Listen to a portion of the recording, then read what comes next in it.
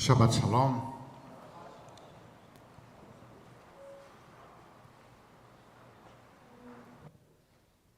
Uma pergunta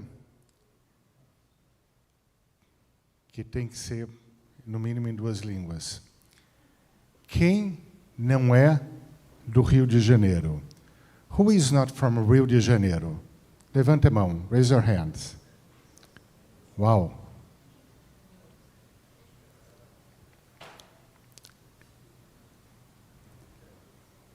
Ok.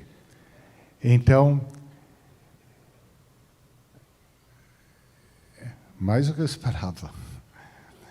Mas a paraxá dessa semana, and for those who are not from Rio de Janeiro and they will not understand Portuguese, please later on ask someone to translate or try to figure it out. I'm talking about Torah. It's our common language. A porção da Torá dessa semana chama-se Vaigash. Vaigash em hebraico é encontrar. É se encontrar. Se refere a Yosef, José e seus irmãos.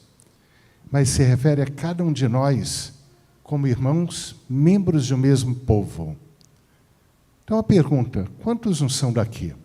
Estão na mesma casa comunitária. Talvez em algum lugar do mundo, algum rabino, alguma rabina, esteja perguntando da mesma maneira, quem não é daqui? E por alguma circunstância está naquela sinagoga, juntos celebrando o Shabat.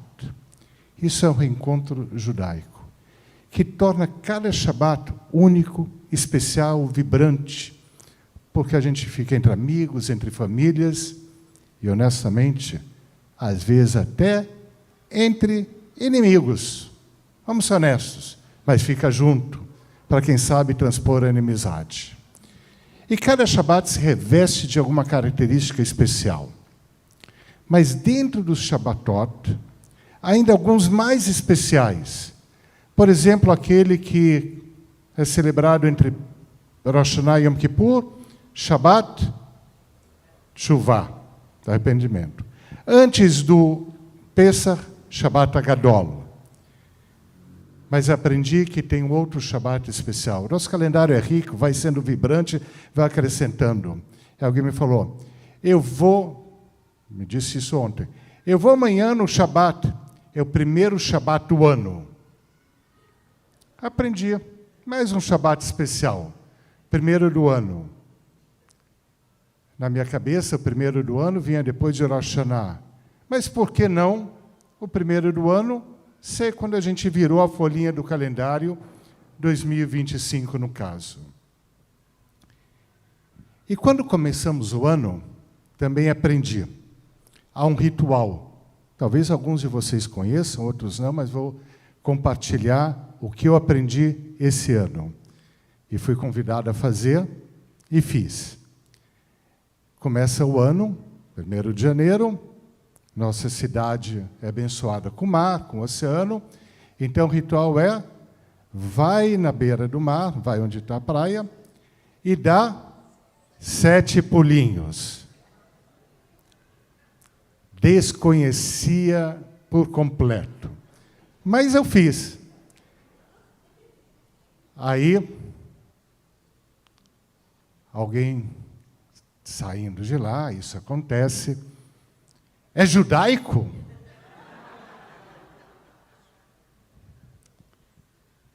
Aí eu falei, o mundo judaico é tão amplo, como não ser judaico? Mas rapidamente elaborei. Imaginação. O judaísmo também tem muito de imaginação. Einstein dizia que o conhecimento é fundamental, a imaginação é crucial. Se não fosse imaginação, a Torá ia ficar no passado, mas não sendo lida e entendida no presente. Então, primeiro no mar. Bem, a história judaica é repleta do simbolismo do mar. Logo, Moshe, liderando o seu povo, deu os pulinhos no mar, pouco mais extenso, mais demorado, mas para renovar. Péssimo. Mais 7. Aí, Sheva Brachot. 7 bênçãos que a gente recita sobre a Rupá para os noivos. Quando os noivos começam uma família, 7 bênçãos são renovadas, são recitadas. Quando a gente começa um ano, 7. Coincidência, imaginação, ambos. Mas o fato é que a vida judaica não é isenta de simbolismo que se encontram de modo paralelo em outras culturas. Manter a tradição judaica não é ficar ilhado de outras formas de pensar. Pelo contrário, absorvendo outras formas de pensar, a gente acrescenta mais no judaísmo. E os pulinhos? Bem, esse eu precisei fazer uma pesquisa um pouco mais longa, que é o seguinte. O calendário judaico é regido pela lua. Lua nova, mês novo. Mas a lua nova a gente não vê no céu.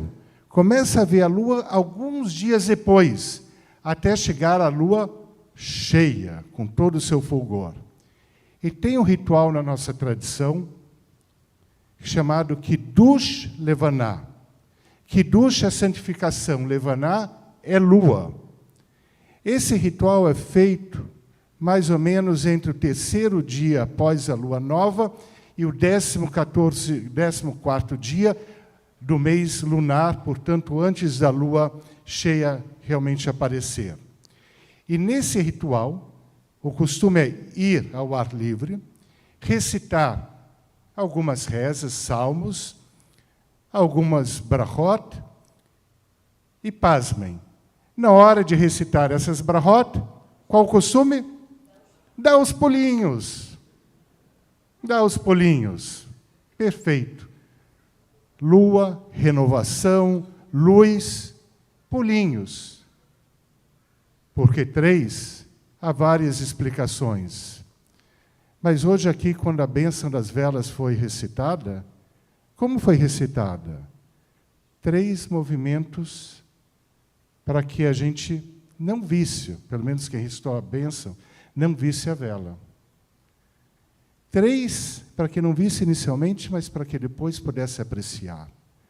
Então, quem sabe 3 pulinhos para que a gente inicialmente lembre. Não havia a luz da lua, e agora há. Para que a gente pense, quanta coisa a gente não percebia e quanta coisa a gente pode ainda vir a perceber. Então, temos muitos rituais, seja na vida judaica, seja fora da vida judaica, mas que a gente viva cada um deles com toda a intensidade. E para concluir, como relacionei aquelas brachot, com a Sheva Brachot, que os noivos recebem na Rupá, tem uma pequena história que diz o seguinte. Um casal chama um contador de histórias para contar uma história na Rupá, que eles estavam oficiando o casamento. E o contador de história disse, então eu vou contar a história de algo que eu passei há pouco tempo. Eu estava andando por um lugar muito longo, fiquei cansado, extenuado, e aí eu decidi descansar sob a sombra de uma árvore.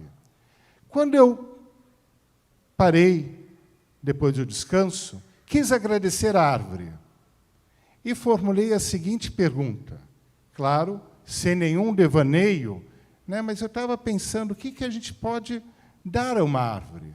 A árvore me abençoou com a sombra, me protegeu quando eu estava cansado. Então, perguntei para a árvore, árvore, o que eu posso dar para você?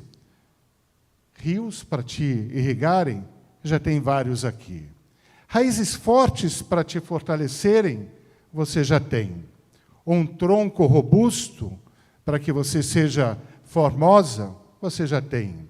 Galhos exuberantes? Você já tem. Plantas, frutos? Você já dá. Então, como eu posso dar a você, árvore, alguma coisa? Que bênção posso desejar a você? A história para ali. Aí a pessoa falou para os noivos, a mesma coisa se refere a vocês. Nós pedimos, às vezes, por bênçãos, damos pulinhos, de inúmeras maneiras, pedimos, mas será que lembramos do que já temos? É justo pedir, mas será que não é relevante a gente lembrar do que a gente já tem?